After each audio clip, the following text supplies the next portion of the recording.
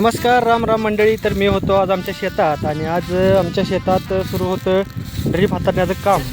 तर आपला ऊस गेलेला आहे आणि खोडवं राहिलेला आहे आता, आणि खोडव्याला परत एकदा ड्रीप मागच्याच वर्षीच आपण हांतरलेलं आहे. तर सगळं ड्रीप हातरून झालेलं आहे आणि सगळीकडे पाणी पडते मी पाहिलेलं आहे आणि तसं तुम्हालाही दाखवतो आहे. आणि तुम्ही बघू शकता की एकही बटन पॅक झालेलं नाही आहे आणि आपली तलावाची पाईपलाईन आहे आणि पाईपलाईनला तलावाचं पाणी आहे. तरीही कितीही गाळ आला तरीही ठिबक एकही बटन चॉकअप झालेलं नाही आहे. आणि दुसऱ्या वर्षासाठी आपण हे ड्रीप वापरतो आहे आणि हे आपल्याच दुकानातून आणलेलं आपलं ड्रीप आहे.